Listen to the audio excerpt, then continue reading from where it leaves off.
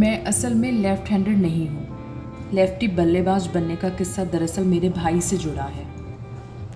मेरा भाई भी राइटी है, लेकिन खेलते वक्त वो लेफ्टी है। मेरे पिता चाहते थे कि वो लेफ्टी बल्लेबाज बने।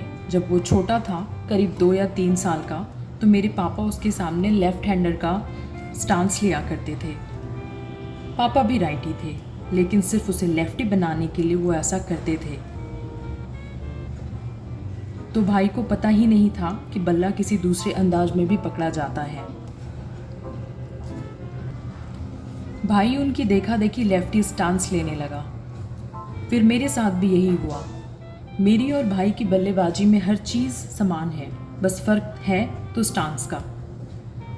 भाई की मेरी क्रिकेट पर छाप है। वो इस तरह से कि जब मैं 4 या 5 साल की थी, जब मैं हाटकर सर के पास कोचिंग के लिए जाती थी। मैं इतनी छोटी थी कि मेरी साइज़ के कपड़े नहीं मिलते थे और मुंबई में वाइट्स तो अनिवार्य है।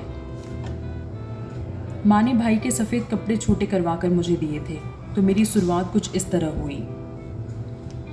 मैं 11 साल की उम्र में अंडर 19 टीम में आ गई थी। मैं इतनी छोटी थी कि मुझे पता नहीं था कि बैटिंग ऑर्डर क्या होता है। उस वक्त महाराष्ट्र का एक फॉर्म मुझे भरना था। नाम, उम्र के अलावा उसमें बैटिंग पोजीशन भी भरना था कि आप ओपनिंग करते हैं या मिडिल ऑर्डर बल्लेबाज हैं।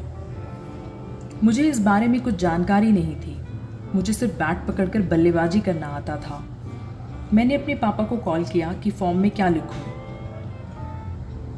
पापा ने कहा ओपनिंग भर दो, तो मैंने ओपनिंग लिख दिया। तो इस तरह मैं ओपनिंग बैट्समैन बनी। देखा जाए तो मैंने सब फील्ड पर सीखा। वक्त के साथ सीखा कि ज़्यादा सोचने का कोई फ़ायदा नहीं है। मैं आउट होती थी तो 2 घंटे तक सोचती रहती थी कि ये कैसे हुआ। पापा से बात करती थी, मेंटर से पूछती थी, कोच से बात करती थी कि मैं इस तरह आउट कैसे हो गई। कुछ अरसे में मुझे एहसास हुआ कि इसका कोई फ़ायदा नहीं है। मैं वैसे ही आउट हो रही हूँ, मैं वही गलतियाँ कर रही हूँ। ज़्यादा सोचने से मेरा बुरा दौर बढ़ जाता था। जब मुझे इंजरी हुई तो हालात यह थे कि मुझे बैसाखी से चलना पड़ा। इससे मैंने सीखा कि चिंता व्यर्थ है। जो भी काम करो खूब मज़े से करो। जब मैदान पर वापसी की तो केवल क्रिकेट को एंजॉय करना शुरू किया। अब मैं आउट होती हूँ तो केवल 10 मिनट में कोच से बात करके सुधार में जुट जाती हूँ। जब वाकई बड़ी मुश्किलें आप देख लेते हैं तो छोटी और बेकार बातों से मुक्त हो जाते हैं। इंजरी के बाद मेरे अंधविश्वास भी मुझसे छूटे। मैं मानती थी कि पहली बार में लगे स्टंप गार्ड मिलना अनलकी होता है। ये सब इंजरी के बाद छूट गया। आप जितना खुद को हल्का रखेंगे, काम का उतना मजा लेंगे। हम बेकार में खुद को कई बंधनों में बांध लेते हैं।